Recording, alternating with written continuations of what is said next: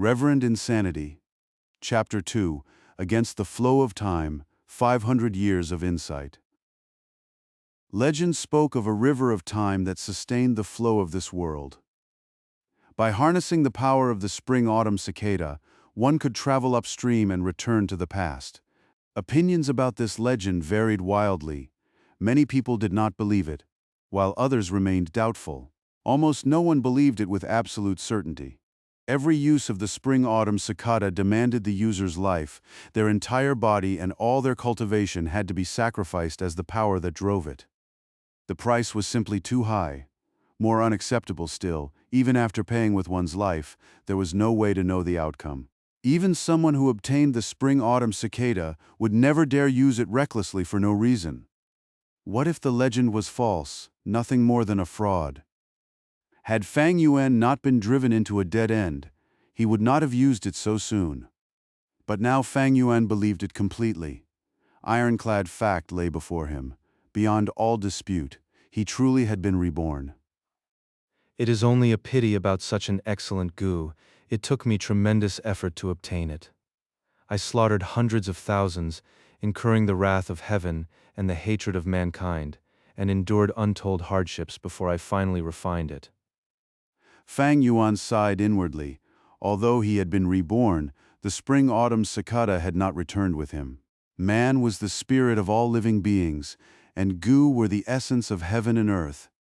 Gu came in endless numbers and bewildering varieties. Some vanished completely after being used once, or perhaps 2 or 3 times. Others could be used repeatedly, so long as they were not pushed too far. Perhaps the Spring Autumn Cicada was a consumable Gu that could be used only once. Even if it is gone, I can refine another one. If I could refine it in my previous life, why should I be unable to do so in this one? After his regret, a surge of heroic ambition rose unbidden in Fang Yuan's heart. The fact that he had been reborn made the loss of the Spring Autumn Cicada entirely acceptable. Besides, he still carried a treasure. He was not left with nothing. That treasure was 500 years of memories and experience. His memories held the locations of countless treasures that no one had yet uncovered. They held one momentous event after another, allowing him to grasp the course of history with ease. They held innumerable figures, reclusive experts of earlier generations, peerless prodigies, and some who had not even been born yet. They also held 500 years of arduous cultivation and a wealth of combat experience. With all of this, he undoubtedly held both the initiative and a view of the greater picture. If he handled matters well, he could once again roam the world unhindered and restore the splendor of a mighty demonic overlord. That would be no problem at all. He might even advance a step further and challenge still higher realms. Then how should I proceed? Fang Yuan was exceedingly rational. He swiftly gathered his emotions and pondered the night rain beyond the window. Once he began to consider it, the problem seemed to contain 1,000 tangled threads. After thinking for a while, his brow furrowed more and more deeply. 500 years was far too long. Some memories had already blurred beyond recall. Even among the hidden treasure grounds, inheritances, and fortuitous opportunities he still remembered, most were impossibly distant or could be opened only at a particular time. The most important thing is still cultivation. My primeval sea has not opened, and I have not even set foot on the path of a Gu master's cultivation. I am nothing but a mortal. I must begin cultivating as quickly as possible, raise my rank, get ahead of history, seize every advantage I can, and reap enough benefits. Moreover, without sufficient cultivation, he would be unable to make use of many hidden treasures even if he obtained them. Instead, they would become dangerous burdens, bringing calamity upon him merely because he possessed them. Thus, the first problem before Fang Yuan was cultivation. He had to raise his cultivation as quickly as possible. If he advanced as slowly as in his previous life, every opportunity would be long gone. To raise my cultivation quickly, I must make use of the clan's resources. In my present state, I cannot possibly cross these danger-ridden mountains. Even an ordinary wild boar could take my life. If I can reach the cultivation of a rank 3 Gu master, I will possess the basic ability to defend myself and travel through the mountains of this world. From the perspective of a demonic overlord tempered by 500 years, Qing Mao Mountain was truly far too small, and Gu Yue Village resembled a prison. Yet while a prison denied freedom, its sturdy walls often represented a certain degree of safety. For the time being, I will maneuver within the walls of this prison. Once I advance to rank 3 Gu Master, I will leave this impoverished backwater. Fortunately, tomorrow is the Aperture Awakening ceremony. Soon afterward, I can formally begin cultivating as a Gu Master.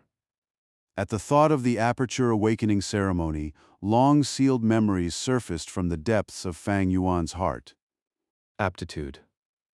Staring out through the window, he gave 3 cold chuckles. Just then, the door was gently pushed open and a boy entered. Brother, why are you standing by the window and letting the rain soak you? The boy was slender and slightly shorter than Fang Yuan. His face greatly resembled Fang Yuan's. Fang Yuan turned to look at the boy, and a trace of complex emotion flickered across his face. It is you, my twin brother. He raised his brows slightly, his expression returning to its habitual indifference. Fang Zheng lowered his head and stared at the tips of his shoes. It was his characteristic gesture. I saw that your window was open, so I thought I would quietly come in and close it. Tomorrow is the Aperture Awakening ceremony, yet you are still awake so late. If uncle and aunt knew, I'm afraid they would worry. Fang Zheng was not surprised by Fang Yuan's indifference. His elder brother had always been this way, ever since childhood. At times, he wondered if perhaps geniuses were simply extraordinary in this manner. Although his face greatly resembled his brother's, he himself was as ordinary as an ant. They had come from the same womb, so why was heaven so unfair? It had granted his brother talent brilliant as a diamond, while he was as commonplace as a pebble. Whenever anyone around him mentioned him, they would say, "This is Fang Yuan's younger brother." Even his uncle and aunt often instructed him, "You must learn from your elder brother." Sometimes, even when he looked in a mirror and saw his own face, he felt a trace of disgust. These thoughts had accumulated deep within his heart for years. Like a great stone pressing down upon his chest, they made Fang Zheng bow his head lower and lower with every passing year, while he grew ever more silent and withdrawn. Worry.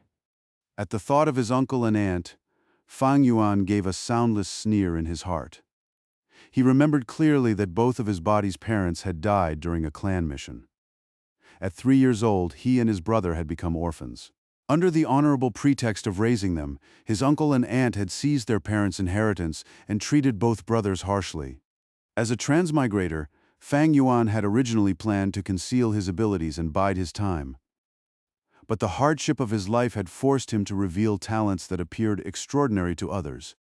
His so-called genius was nothing more than the judgment of a mature soul and a handful of famous poems from the Tang and Song dynasties on Earth. Yet even this small display had astonished everyone and brought him widespread attention. Under that external pressure, the young Fang Yuan had no choice but to wear an indifferent expression as a disguise, protecting himself and reducing the chance that anyone might discover his secret. As the years passed, indifference became his habitual expression. After that, his uncle and aunt no longer dared treat the brothers so harshly. As Fang Yuan grew older and his prospects appeared brighter, their treatment improved as well.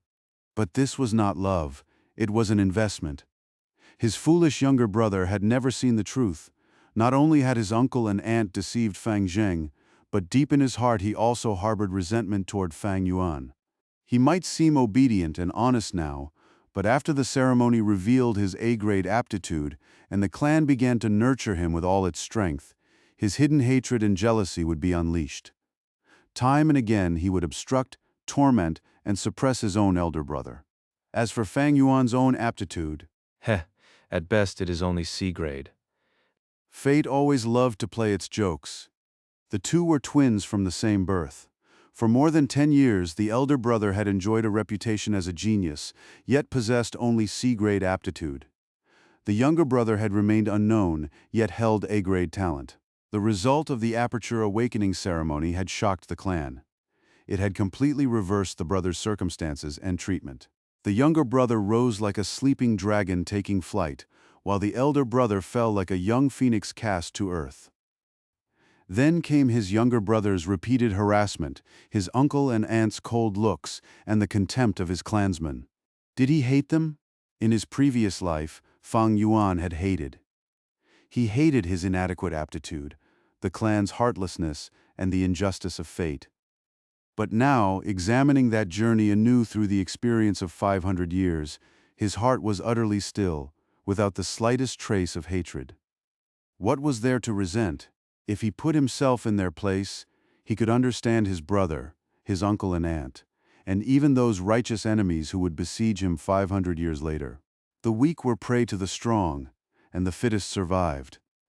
That was the very nature of this world. Besides, everyone had their own ambitions, and all struggled for that slender chance granted by heaven. What was there not to understand about people suppressing and killing one another? 500 years of experience had long since allowed him to see through it all. Only the great Tao of eternal life remained in his heart.